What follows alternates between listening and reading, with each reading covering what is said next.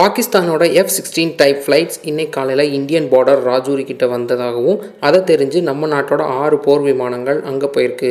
அந்த 6ல் ஒரு ஃப்ளைட்டில் போனவர் தான் இந்த அபிநந்தன் வர்தமான். காலையில் 10:20 மணிக்கு பாகிஸ்தான் ஃப்ளைட்டை ஃபாலோ பண்ணிட்டு போன இவர் திடீர்னு காணாமல் போயிருக்காரு. அண்ட் இவரோட ரேடார் எங்கே காணாமல் போச்சுன்னு செக் பண்ணி பார்க்கும்போது அது பாகிஸ்தான் கிட்ட காட்டியிருக்கு. இதை தொடர்ந்து பாகிஸ்தான் கிட்ட இருந்து சில தகவல்களும் புகைப்படங்களும் வந்திருக்கு. அதில் அவங்க என்ன சொல்லியிருக்காங்கன்னா 2 போர் விமானங்கள் பாகிஸ்தான் பார்டருக்குள்ளே வந்ததாகவும் அதை அவங்க சுட்டு தள்ளினதாகவும் சொல்லியிருக்காங்க. அதில் ஒன்று காஷ்மீரில் விழுந்துருச்சு, இன்னொன்று ஆசாத் காஷ்மீர், அதாவது பாகிஸ்தானால் ஆக்கிரமிக்கப்பட்ட காஷ்மீருக்குள்ளே விழுந்துருச்சுன்னு சொல்லியிருக்காங்க.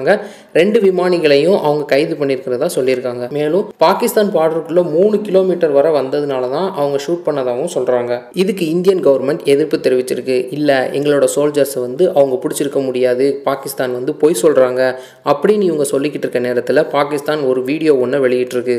அதில் அபிநந்தன் வர்தமான் தன்னை பற்றி சொல்லியிருக்காரு. இதை நம்ம இந்தியன் கவர்மெண்ட் பாரத் ரக்ஷக் அப்படிங்கிற நம்ம இந்தியன் ஆர்மியோட சைட்டில் போய் செக் பண்ணியிருக்காங்க. டீட்டெயில்ஸ்லாம் மேட்ச் ஆயிருக்கு.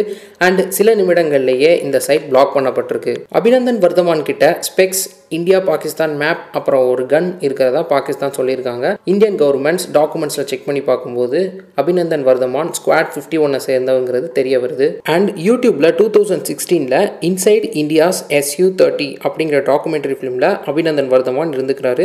ஸோ இது மூலமாக அபிநந்தன் வர்தமான அவங்க பிடிச்சிருக்காங்கங்கிறது கன்ஃபார்ம் ஆயிருக்கு. அவர் அங்கே பிணைய கைதியாக மாட்டியிருக்காரு. கூடிய சீக்கிரம் அவர் மீட்கப்படுவார் அப்படின்னு மத்திய வெளியுறவுத்துறை செய்தி தொடர்பாளர் ரவீஷ்குமார் சொல்லியிருக்காரு. இந்தியாவுக்கும் பாகிஸ்தானுக்கும் நடந்துகிட்டு இருக்க இந்த போரில் அபிநந்தன் வர்தமான் ஒரு பெரிய திருப்பு முனையாக இருக்காரு.